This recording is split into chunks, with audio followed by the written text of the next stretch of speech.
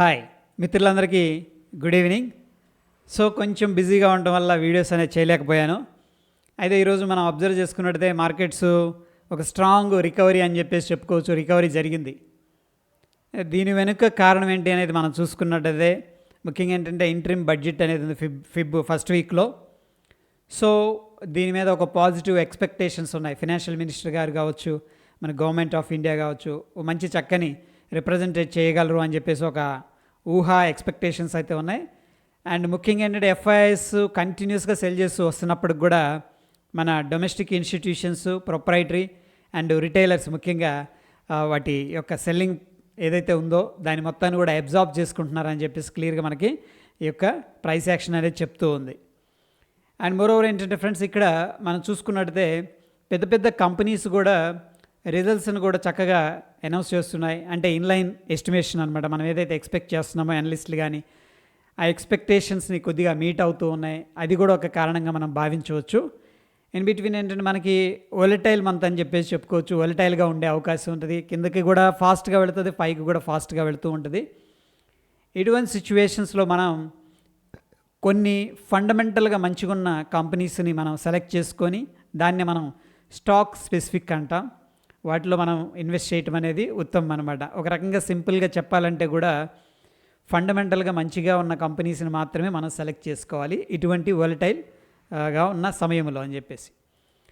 ఇక last year మనం చూసుకున్నట్టయితే 2023లో 63,854 crores అనేది మ్యూచువల్ ఫండ్స్ ఇన్వెస్ట్మెంట్ అనేది జరిగింది. సో 212 కొత్త మ్యూచువల్ ఫండ్స్ని లాంచ్ చేశారు. బట్ ఎనీహౌ ఏంటంటే ఇన్ఫ్లో అనేది 2022తో కంపేర్ చేస్తే కొద్దిగా స్లైట్గా ఇంక్రీజ్ అయినట్టు మనకి డేటా అనేది చెప్తూ ఉంది. అదేవిధంగా నాబార్డ్ అంటే India's national bank of agriculture and rural development వాళ్ళు ఏం చేస్తున్నారంటే $70 billion అనేది ఈ యొక్క బాండ్స్ ఏవైతే ఉన్నాయో బాండ్స్ ఇచ్చి ఫండ్ అనేది రైజ్ చేయాలని చెప్పేసి ప్లాన్ చేస్తూ ఉన్నారు. సో ఈ ఫండ్స్ మనం అప్లై చేసుకోవచ్చు. ఇక్కడ వాళ్ళు ఇస్తున్న కూపన్ రేటు అంటే ఇంట్రెస్ట్ అనుకోవచ్చు సింపుల్గా 7.8% అనమాట. సో స్లైట్గా మనకి ఫిక్స్డ్ డిపాజిట్తో పోలిస్తే కొద్దిగా పాజిటివ్ అని చెప్పేసి చెప్పుకోవచ్చు. జనరల్గా ఫిక్స్డ్ డిపాజిట్ 7.2 నుంచి 7.24 దాకా ఉంటుంది.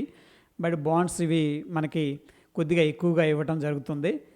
సో ఏంటంటే వీటికి మనం అప్లై చేసుకోవచ్చు. ఇక టెక్నికల్గా మనం మాట్లాడుకుందాం. ఇంపార్టెంట్ సపోర్ట్ ఏంటి, రెసిస్టెన్స్ ఏంటి అని చెప్పేసి. ఇక గత కొన్ని రోజులుగా మనం అనుకున్నాం ఆయిల్ సెక్టారు అండ్ అఫ్కోర్స్ ఏంటంటే ఈ యొక్క ఐటీ సెక్టర్ కొద్దిగా రికవరీ అయ్యే అవకాశం ఉంది. ఆయిల్ సెక్టర్ అయితే చాలా స్ట్రాంగ్గా ఉంది. ఈరోజు టాప్ గెయినర్స్లో ఉన్నవి ఏంటంటే Nifty, oil and gas and energy sector రెండు కూడా 5% పైన క్లోజింగ్ ఇచ్చినాయి అనమాట. ఒక్క కన్జ్యూమర్ గూడ్స్ మాత్రమే నెగిటివ్లో క్లోజ్ అయింది. అది కూడా స్లైట్గా 0.14% మాత్రమే నెగిటివ్గా అయితే క్లోజ్ అయినట్టు మనకి తెలుస్తూ ఉంది. ఇంతగా విశేషం ఏంటంటే నిఫ్టీ 50ని లిఫ్ట్ చేసిన దాంట్లో రిలయన్స్ ఈ ఒక్కరోజు 150 పాయింట్లు కంట్రిబ్యూట్ చేసింది. మొత్తం మీద పెరిగిన పాయింట్లు 426 అయితే దాంట్లో 150 పాయింట్లు రిలయన్స్ నుంచి రావడం జరిగింది.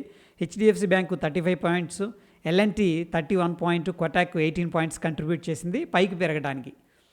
అయితే ఈరోజు పెద్దగా సెల్లింగ్ జరిగిన క్యాండిడేట్స్ కానీ స్టాక్స్ కానీ మనకేం కనిపించట్లేదు. బట్ ఉన్న వాటిల్లో ఐటీసీ, ఇన్ఫోసిస్, సిప్లా, టీసీఎస్ కొద్దిగా ఈ యొక్క నిఫ్టీని డ్రాగ్ చేసినాయి అని చెప్పేసి చెప్పుకోవచ్చు.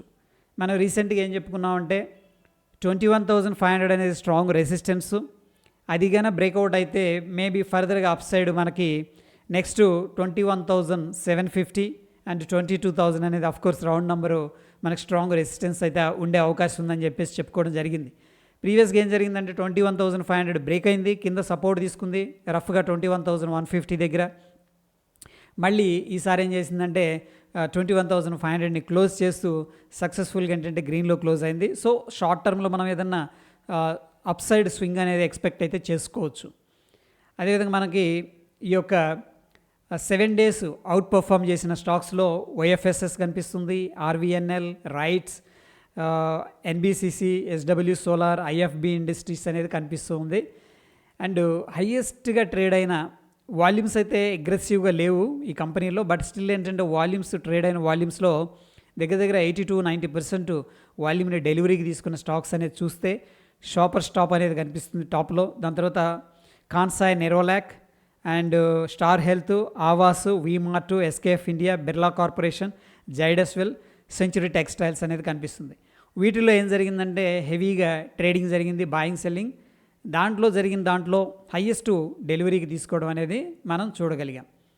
ఇక ఈరోజు మనం నిఫ్టీని చూసుకున్నట్టయితే మనకి 29th ఎక్స్పైరీ అయిపోయింది, సారీ 1st Feb ఉంది ఎక్స్పైరీ.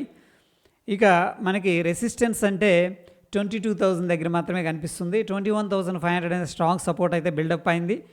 ఒకవేళ మార్కెట్ వీక్ అవ్వాలి అంటే కూడా 21,500 కింద క్లోజ్ అవ్వాలి.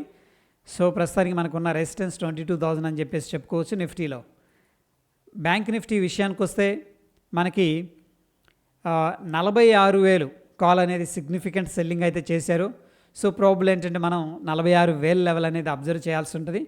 అయితే స్ట్రాంగ్ సపోర్ట్ అనేది మనకి 45,000 లెవెల్ దగ్గర కనిపిస్తుంది. కొంతమంది ఏం చేశారంటే 45,500 కాలు, 500 పుట్టు కూడా సెల్ చేసినట్టు తెలుస్తుంది. ఎందుకంటే మంచి ప్రీమియమ్స్ ఉన్నాయి, ఓకే, ఎక్స్పైరీ కూడా దగ్గరలో ఉంది కాబట్టి. అండ్ ప్రైస్ని ఏంటంటే ఒక అడ్వాంటేజ్ తీసుకున్నారన్నమాట, ఏది ప్రీమియమ్స్ని. ఎందుకంటే మనకి ఇండియా విక్స్ కూడా ఈరోజు రైజ్ అయినట్టుంది. ఐ థింక్ ఇండియా విక్స్ మనకి 13% ఉంది ఇండియా విక్స్.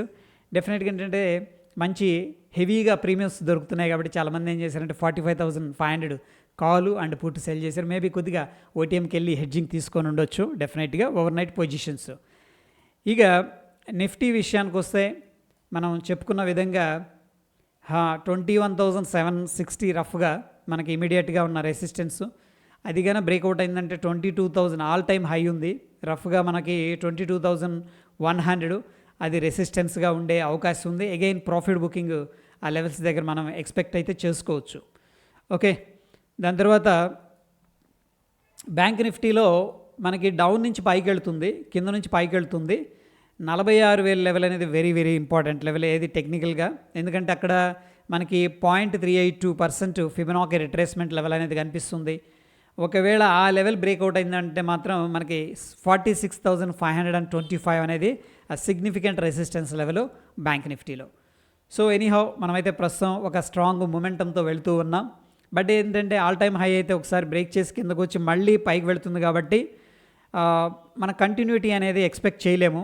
ఎందుకంటే ఎవ్రీ ఇంపార్టెంట్ రౌండ్ నెంబర్ దగ్గర కూడా మనకి ఏంటంటే సెల్లర్స్ అనేవాళ్ళు ఉంటారన్నమాట. ఎందుకంటే మార్కెట్ని సెల్ ఆన్ రైజ్ అనేది ఫాలో అయ్యే వాళ్ళు ఉంటారు. సో ఆ యొక్క పాయింట్ అనేది మనం బ్రీఫ్గా ఏంటంటే అండర్స్టాండ్ చేసుకోవాలి.